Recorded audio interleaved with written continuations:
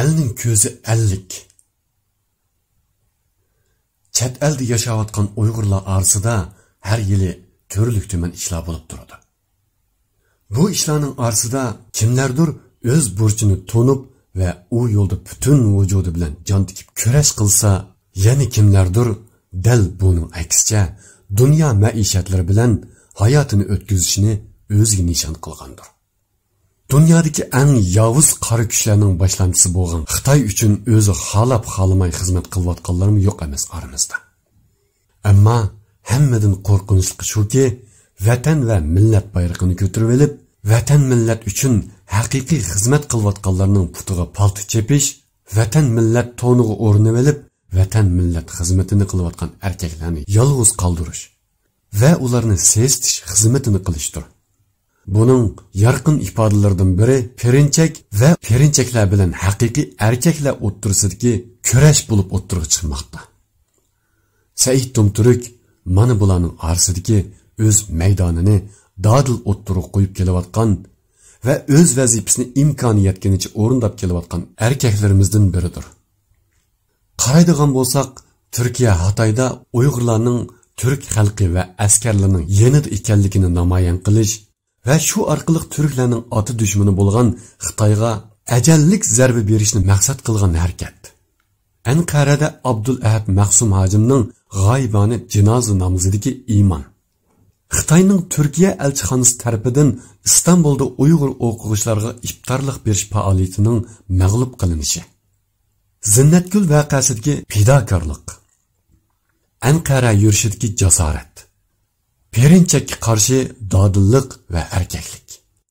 Mana bularning hammasi Said Tumturk tarafidan elib berilgan faoliyatlar bo'lib, har qitimqi harakat va faoliyatda ba'zi eti ulug', supursi quruq shaxs va tashkilotlar tarafidan yolg'iz qoldirilish, qarshi turilish va shundaqla sestishlarga uchrab keldi. Bizni eng hayron qoldirdigani shuki, bu harakat va faoliyatlar qandaqdir Xitoy manfaati uchun emas, Xitoyning abdi bashirisini oshkor qilish, Xitoyga imkoniyat doirasida zarba berish maqsad qilingan va ijobiy natijalarga erishgan harakatlar bo'lib, Xitoyga to'xtat bu hiylagarligingni, to'xtat bu razil ko'z bo'yamchiligingni, biz endi sening inson qalbidan chiqqan vahshiyona qirg'in va aldamchiliklarga sukut qilib turolmaymiz deb jakarlagan razillikka, qirg'in va zulmga qarshi elib berilgan haqqoniyat kurashlari edi.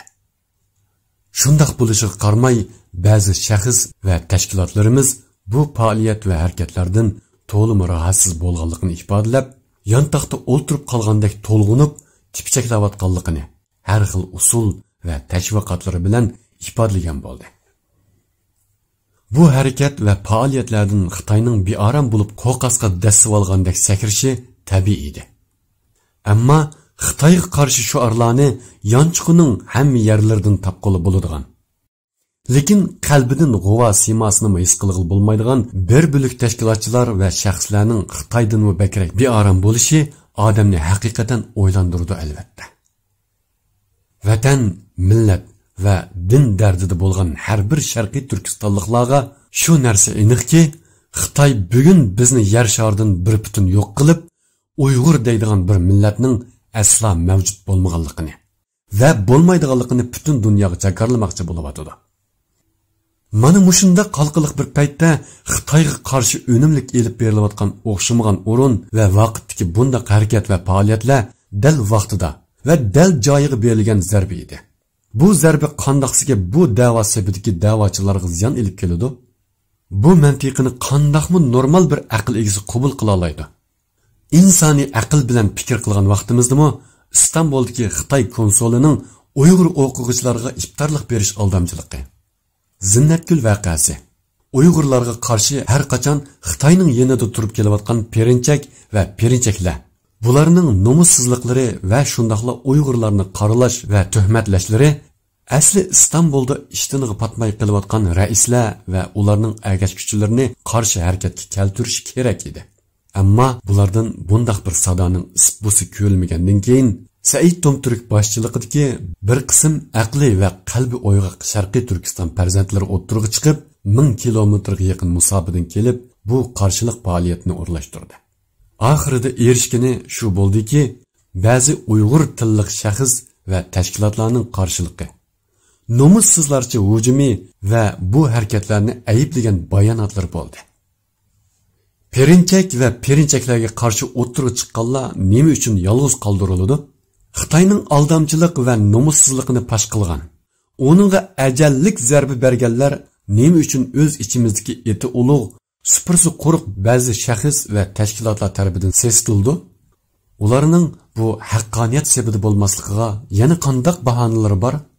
Haftalardan beri ota-onam qayerda deb Istanbuldagi Xitoy konsulxonasi oldida fidokorlik ko'rsatgan fidokorlarni yo'qlashqimi, ulardan hol so'rashqimi, ularni qo'llab-quvvatlashqimi yarmagan u atalmışlardan yana bu millat nimalarni kutmoqchi?